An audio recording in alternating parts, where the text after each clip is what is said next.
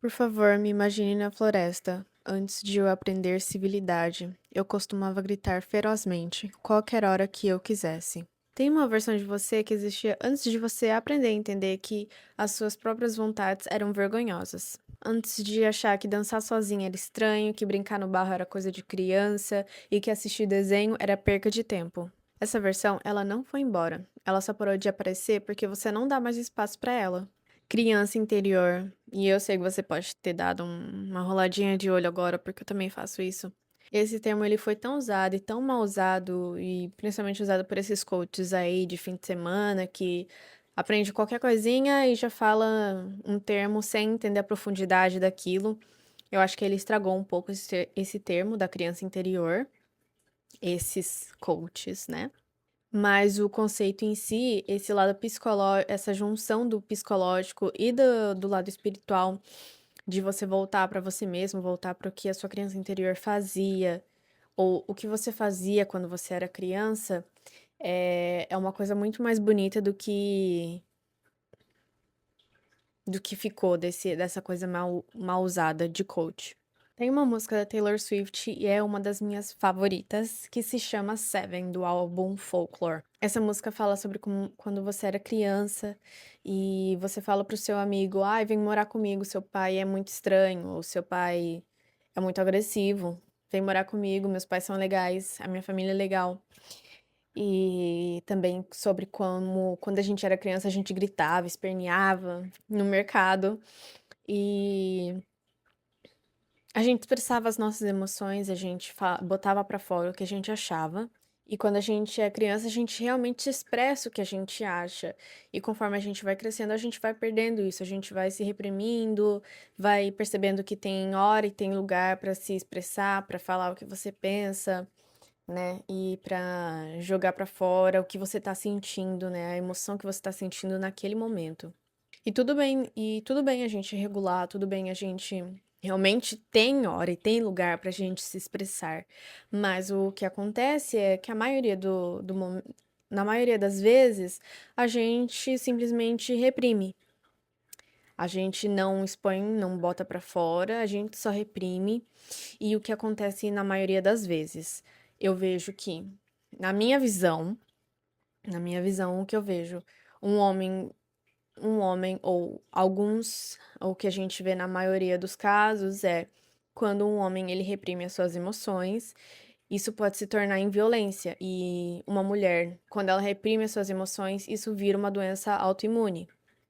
E não é à toa que, pelo menos o homem ele tá botando pra fora mesmo de forma ruim. É uma forma violenta, isso não deveria acontecer. Se ele soubesse regular suas emoções e botar pra fora de uma forma boa.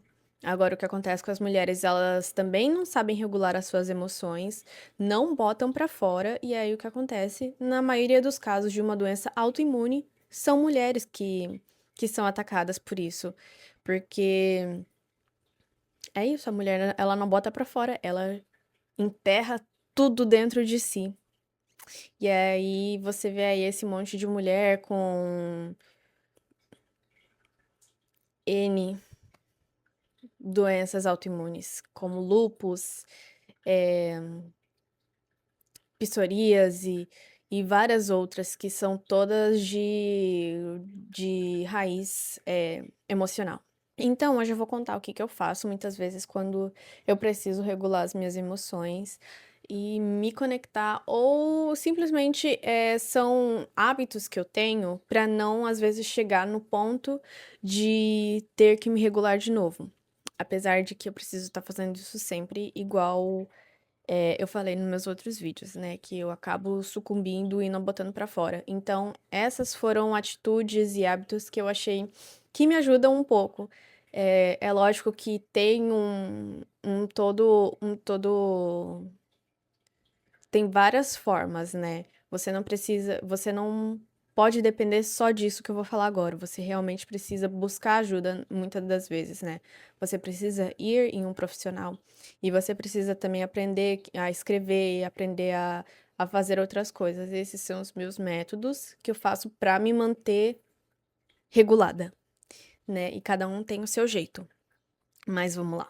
A primeira coisa que eu faço, e isso eu acabo fazendo sempre, pra estar em contato com a minha criança interior, que é eu assisto bastante desenho animado. E não é esses desenhos de hoje em dia, é realmente os desenhos que eu assistia quando eu era criança. Que eu assistia bastante Disney, então eu gostava de assistir os desenhos das princesas, né? Eu tô sempre reassistindo os desenhos das princesas, 101 Dalmas e toda toda aquela cartela de desenhos da Disney desde quando a Disney começou a fazer desenho até ali os anos 2000, são todos os desenhos que eu assisto. Não importa se é só das princesas, eu assisto todos, Atlantis e todos, até aqueles desenhos que a maioria não conhece, são aqueles que são mais escondidinhos, como é, o, o da Pedra, do Príncipe da Pedra, do Rei Arthur, né? Então, todos esses da Raposa, do Robin Hood. Então, todos esses estão aí, eu acabo assistindo todos porque eu assistia tudo isso quando eu era criança. E eu percebo que quando eu assisto, eu fico lá vidrada no filme e me ajuda a me regular, voltar, sabe? Porque são coisas que eu gostava de fazer e que me trazia paz quando eu era criança. Assistir Cocoricó, assistir Cartoon, né? Esses desenhos animados também, tipo, As Meninas Superpoderosas, Pica-Pau, Looney Tunes, até os desenhos do Mickey, do Pato Donald, sabe? Aquelas curtas. Eu assistia a todos eles e eu gosto muito de assistir. E também tem um outro fato sobre esses desenhos, né? Hoje a gente vê esses desenhos infantis, eles estão assim muito cheio de informação. O que eu vejo é muita música, aqueles sons animados, muita informação sonora que eu vejo e o movimento de uma cena para outra, ou simplesmente no decorrer de uma cena, acontece muita coisa, muito jogo de luz, muito barulho, os bonequinhos se movimentando muito rápido, e tá aqui, aí tá ali, sabe? Eu vejo que isso atrapalha muito pro desenvolvimento de uma criança. E a gente tá vendo isso aí agora. Essas crianças que começaram a assistir esse tipo de desenho de uns 10 anos pra cá, que eu acho que foi quando começou a realmente ter, você vê que são crianças, assim, você vê que elas têm uma linguagem diferente, elas falam como se fossem adultas e às vezes têm atitudes que não são de criança, pra ser sincera. Eu eu falo isso por experiência, eu vejo isso, não poderia estar nem falando isso, mas eu vejo isso nos meus primos mais novos. Eles têm uma linguagem que muitas vezes você olha, nossa, que criança inteligente, caramba, ela já fala como adulta. Mas você não acha que não deveria ser assim? Você não acha que as crianças deveriam, sabe, ter aquele processo de entender as coisas, de crescer realmente, e não aos 5 anos de idade tá falando como, sabe, uma pessoa de 20 anos? Eu não acho que deveria ser assim. E eu não acho que ela deveria pensar assim também. É por isso que a gente tá tendo tanta criança precoce ultimamente, né? Essas crianças que estão aí com 10 anos de idade, ainda nem entraram na pré-adolescência e estão aí, sabe? Eu vejo uns menininhos assim agindo como galã já aos 10 anos de idade, as meninas assim, querendo já se maquiar e fazendo vários processos de skincare e já usando calça, sabe, roupa de jovem adulta mesmo. Eu percebi que eu tava usando uma mesma roupa que uma criança de 10 anos, quando eu tinha ali uns 20 anos. Então, eu não acho normal. Isso pra mim não é normal e eu não faria isso com os meus filhos.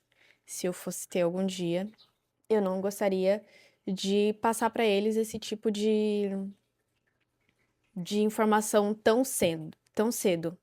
E eu vejo isso também, alguns pais que resolveram hoje, no momento de agora, não deixar as crianças assistirem esse tipo de desenho, e a criança ficou muito mais calma, o sistema, neurológico dela ficou muito mais tranquilo, porque esses desenhos estavam ativando um lado da criança que estava deixando estavam deixando elas hiperativas.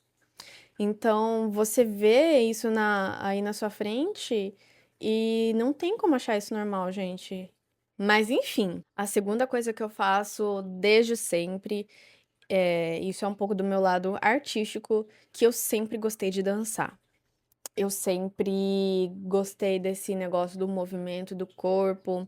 E mesmo assim, às vezes quando eu não ia para as aulas de dança, isso sempre foi uma parte minha, sempre foi um lado meu que eu sempre gostei muito, até de cantar, todo esse lado artístico de atuar, pintar, desenhar. Eu sempre fazia isso muito quando eu era criança, mas o principal é realmente dançar. É uma coisa que eu faço até hoje.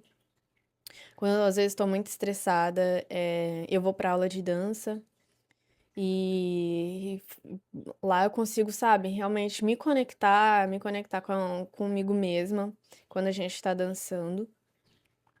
E eu sei que para cada pessoa tem um método. Esse é o meu método que eu gosto, que me conecta de verdade comigo mesma, que é dançar. Eu lembro quando eu era criança, às vezes eu pegava assim uns panos e colocava uma roupa mais soltinha e eu via que tava aquele tempo de ventania, parecia que ia chover, mas não ia chover e tava aquele vento forte. Eu pegava minha roupa, meus lençóis, às vezes eu botava o lençol e ia lá pra fora.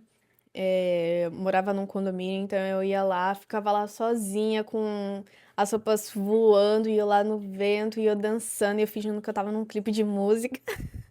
E eu ficava lá dançando com o vento, sabe? Sentindo o vento no rosto. E essas coisas a gente não. Eu nunca mais vi alguém fazendo isso, mas esse era o meu jeito também, porque eu não via outras crianças fazendo isso.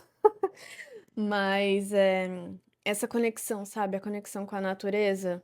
Quando eu era criança, eu adorava subir em árvore. Eu não tinha nem noção de que a árvore era muito grande. E que se eu caísse dali de algum galho, era, sabe, eu quebraria algum osso. Graças a Deus isso nunca aconteceu. Então eu sempre adorei subir naquela. Quanto mais alta, quanto maior a árvore, era aquela que eu queria subir. E eu ficava horas em cima de uma árvore, levava meus livros pra árvore e ficava lá lendo e brincando e tudo mais. E não só sozinha, eu tinha meus amigos do condomínio, então a gente às vezes ia juntos pra essa árvore. E qualquer árvore que tinha, eu subia. Então eu gostava muito disso. Quando eu ia pra chácara do meu avô, pro sítio dele, eu entrava no córrego, eu adorava brincar na água. Sempre fui uma criança que foi muito conectada com a natureza. Então eu não podia ver uma água, não podia ver uma piscina, que eu já entrava de roupa, eu tava nem aí, eu já entrava. Brincar no barro, eu pegava, às vezes chovia, e eu pegava o barro e passava em mim assim. Passava no meu corpo. E eu nunca liguei pra isso. Eu sempre fui muito conectada com esse lado meu da natureza e estar em contato com a natureza. Sempre gostei muito.